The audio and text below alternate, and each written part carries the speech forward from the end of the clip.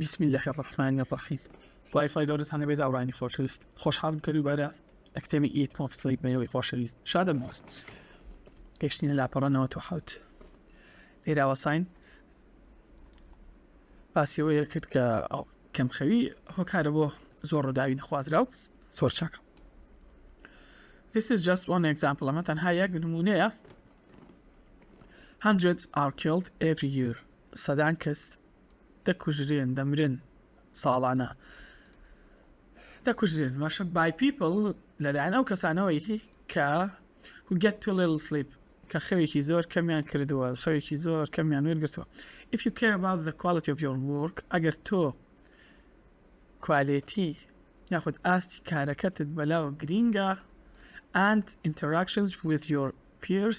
هەروەها پەیوەندی لەگەڵ هاوشانەکانت هاوپۆلەکانت give sleep the priority it deserves. ئەوە بەخەوی ببەخشە. چی بەخەو ببەخشە؟ The priority ئەو ئەولەویەتەی it deserves کە شایستەیەتی. To make this possible بۆی وا بکەیت ئەمە بێتە جێ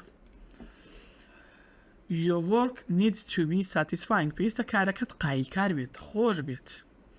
Poor sleep quality ئەڵێ quality کەمی خەو یاخود خەوی خراپ is nearly twice as common among ئەڵێ بەنزیکەی دوو هێندە باوە among لە نێوان کێدا among those who are least satisfied with their jobs لە نێوان ئەو کەسانی کە کەمترین قایلبوونیان هەیە لەگەڵ کارەکانیان. Even if you are not in your dream job today ئەڵێ تەنانەت ئەگەر تۆ لە ناو پیشەی خەونەکانیشتدا نەبیدا لەمڕۆدا it's up to you ئەوە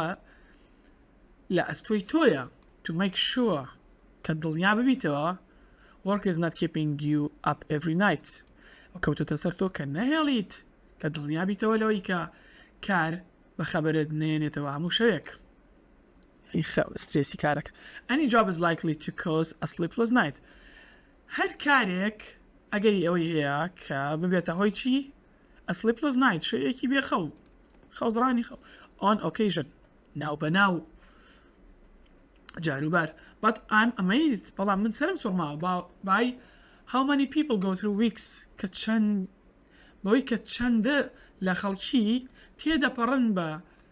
هەفتەگەل و مانگگەل و ساڵانێک لە چی dealing with poor sleep هەڵکردن لەگەڵ خەوی خراپدا due to the job stress ئەیش بەهۆی چیەوە بەهۆی فشاری دەرونی لەلایەن کارەکانەوە زۆر چاکە. It's hard to imagine سەختە کە وێنا بکەیت that any job is کە هەر کارێک شایستەی ئەوە بێت کە چی شایستەی چی بێت the damage this does to your health over time شایستی ئەم زیانە بێت کە ئەم کارەواتە بێخەوی دەیگەێنێت بە تەندروستی تۆ بە درێژایی کات زۆر چاک. پیاچونی بکەینەوە بە سێ گرنگترین خاڵی ئەم بەشەی پێشوە. Engineer activity into your work ئەڵێ ئەندازیارانە زیرەکانە چالاکی بخزێنەرە ناو کارەکەتەوە have a standing or a walking meeting بە چاوپێکەوتنێکی با بڵین بە پێوت هەبێ یاخود بەدەم پیاسەوەت هەبێت get up هەستە and move every time you are on the phone ئەڵێ هەستە و بجوڵێ هەموو جارێک کە پەیوەندێکی تەلەفۆنی لەگەڵدایە زۆر چاک. Take a midday break out of at least 30 minutes every day ئەڵێ پشویەک لە ناوەڕاستی ڕۆژەکەدا وەربگرە at least 30 minutes لانی کەم 30 خولەک هەموو ڕۆژێک. Structure your work schedule ئەڵێ خشتەی کارەکەت بە شێوازێک بنیاد بنێ for better sleep کە خەوێکی باشتر بکەیت. Help your boss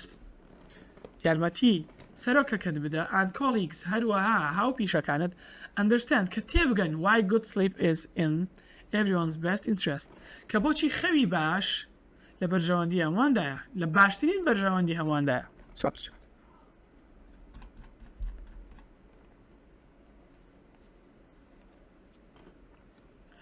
Quitting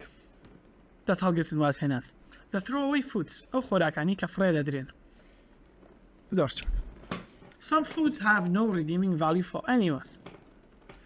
هەندێک خۆراک هیچ نرخێکی ئەرێنیان نییە بۆ هیچ کەسێک ڕیدیم خۆی واتە ڕزگارکردن ڕیدیمینگ لێرە ڕزگارکەر یاخود بە نرخ بە بەها یاخود کوالیتی پۆزیتیڤ باش. The first thing سەرباری ئەوەش یەکەمین شتێک people do خەڵکی دەیکەن when they receive a big box of candy کاتێک کە قوتوویەکی گەورە لە شیرینی وەردەگرن چییە they don't want is ئەو شتێک با بڵین یەکەمین شتێک کە با بڵین قوتوویەک وەرئەگرێن قوتوویەکی گەوری شیرینی یەکەمین شتێک کە نەیانەوێت چییە they don't want is ئەوەیە کە put it in a common location دایبنێن لە شوێنێکی باودا common location for others بۆ ئەوانی تر to consume کە بیخۆن. Who will pass on free food right who will pass on free food right ئەڵێ کێ خۆراکی خۆڕایی ڕەت ئەکاتەوە ڕاست نییە زۆر چاک. A couple of years ago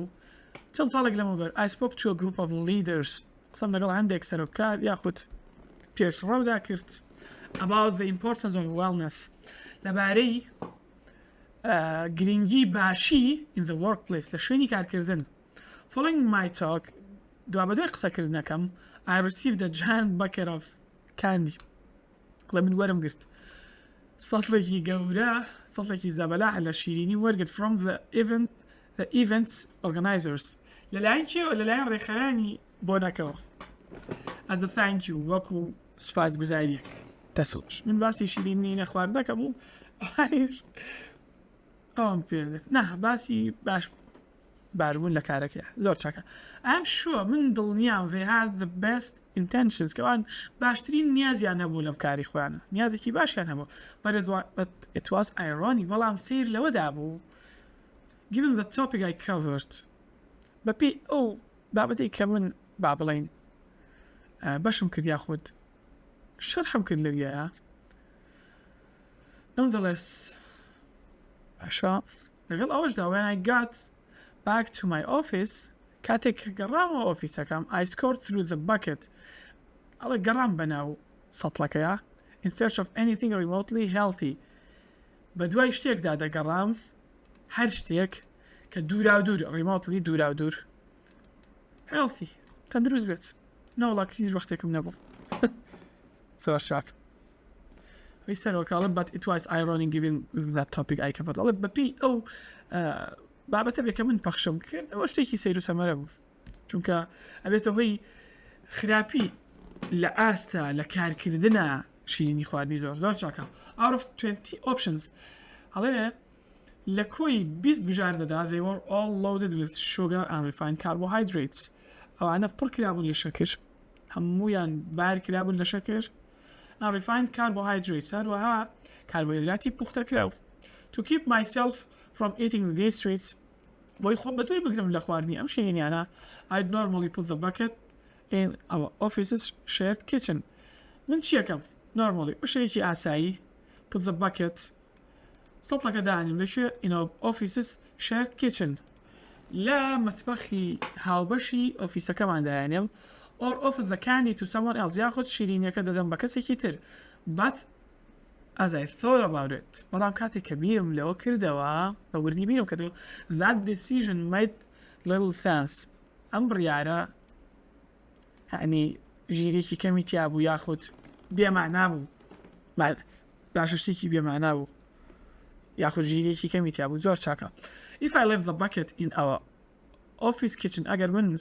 سەتڵەکەم لەناو چێشخانی ئۆفیسەکەمان دابنایە my friends and colleagues would walk by ئەوە هاوڕێکان و هاو پیشەکانم تێدەپەڕن بەو ناوەدا be tempted to take some هەروەها فری ئەوە دەخۆن کە کەمێک بخۆن tempted لێراوەدا فریوە خۆن and be less healthy as a result لە دەرەنجامیشدا کەمتر تەندروست دەبن زۆر چاکە. given that more than 1/3 of our sugar intake بەپێی ئەوە بێت given that more than 1/3 of our sugar intake comes from snacks بەپێی ئەمە زیاتر لە یەک لەسەر سێی وەرگرتنی شەکرەکەمان comes from دێت لە چیوە snacks سوکە ژەمەکان بۆ نمونە نوقڵە چوزانم کێکێکە نەستەرێکە یاخود چوزانم ئەم شتانەیە و شتێکە بە ئاسانی هەڵەگیرێت. leaving this candy out for colleagues ئەڵێ جێهێشتنی ئەم کاندیە و شیرینیە بۆ هاوڕێیەکان بۆ پیشەکان suddenly felt like the wrong decision لەپڕ بۆ من هەستێکی وا بوو کە ئەمە با بڵین بڕیارە هەڵەکەیە وا هەستم دەکرد کە بڕیارە هەڵەکەیە لەپڕ وا هەستم دەکرد ئەمە بڕیارە هەڵەکەیە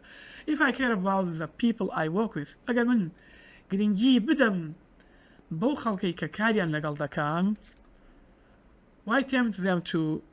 make a lousy choice بۆچی فریویان بدەم کە با بڵین